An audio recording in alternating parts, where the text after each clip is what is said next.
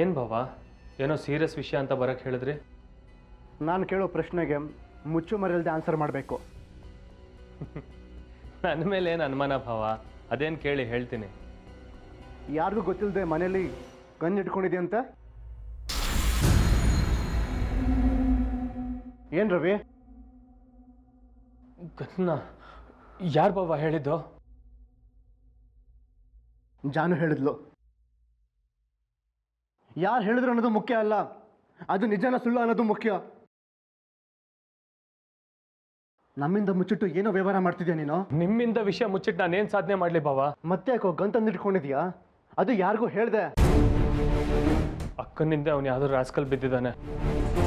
ಏನು ಮಾಡೋದು ಅಂತ ತೋಚಲಿಲ್ಲ ಬಾವ. ಫ್ರೆಂಡ್ ಹತ್ರ ಡಿಸ್ಕಸ್ ಮಾಡಬೇಕಾದ್ರೆ ಒಬ್ಬ ಫ್ರೆಂಡ್ ಈ ಐಡಿಯಾ ಕೊಟ್ಟ.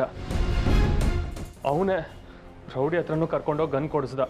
ಅಲ್ಲ ರವಿ, ಯಾರೋ ಒಬ್ಬ ನಮ್ಮ ಹಿಂದೆ ಬಿದ್ದಿದ್ದಾನೆ ಅಂತ ಗನ್ ತಂದಿಟ್ಕೊಳ್ಳೋದ ತಪ್ಪಲ್ವೇನೋ? ನೀವೇನು ಯೋಚನೆ ಮಾಡಬೇಡಿ ಬಾವ, ನಾನೇನು ಅವನನ್ನು ಶೂಟ್ ಮಾಡಿಬಿಡಲ್ಲ.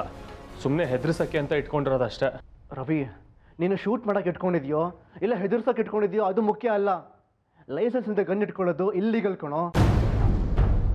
ನೀನು ಬೇರೆ ಹೋಗಿ ಹೋಗಿ ರೌಡಿ ಹತ್ರ ಗನ್ ಇಸ್ಕೊಂಡು ಬಂದಿದ್ಯಾ. ಪೊಲೀಸರು ಅಂಥವ್ರ ಮೇಲೆ ಕಣ್ಣಿಟ್ಟಿರ್ತಾರೋ? ನೀನು ಅವ್ರ ಹತ್ರ ಹೋಗಿರೋದು, ಅವ್ರ ಹತ್ರ ಗನ್ ತಂದಿರೋ ವಿಷಯ ಪೊಲೀಸವ್ರಿಗೆ ಗೊತ್ತಾದರೆ ನೀನು ಅವ್ರ ಗುಂಪಿಗೆ ಸೇರಿದು ಅಂತ ಅರೆಸ್ಟ್ ಮಾಡಿದ್ರೆ ಏನೋ ಮಾಡ್ತೀಯಾ? ನೀನು ಲೈಫ್ ಲಾಂಗ್ ರೌಡಿ ಶೂಟರ್ ಅನ್ಸ್ಕೊಂಡ್ಬಿಡ್ತೀಯೋ? ಇದೆಲ್ಲ ಬೇಕಾ ರವಿ ನಿನಗೆ? ಸಾರಿ ಬಾವ, ಅವತ್ತು ಏನೋ ಟೆನ್ಷನಲ್ಲಿ ಯೋಚನೆ ಮಾಡಿದೆ ಈ ಕೆಲಸ ಮಾಡಿಬಿಟ್ಟೆ. ಈಗೇನು ಮಾಡೋದು ಅಂತ ನೀವೇ ಹೇಳಿ ಬಾವ. ನಾನು ಪೊಲೀಸವ್ರ ಹತ್ರ ಮಾತಾಡಿದ್ದೇನು, ನಾಳೆಯಿಂದ ಒಬ್ಬ PC-ನ ನಿಮ್ಮ ಮನೆ ಮುಂದೆ ಮಫ್ತಿಲಿ ವಾಚ್ ಮಾಡೋಕೆ ಕಳಿಸ್ತಾರಂತೆ.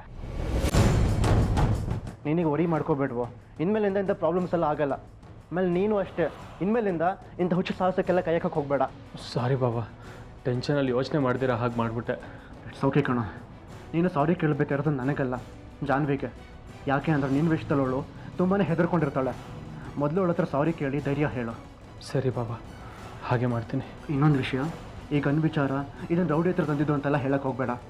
ಬೇರೆ ಏನಾದರೂ ಹೇಳಿ ಮ್ಯಾನೇಜ್ ಮಾಡು.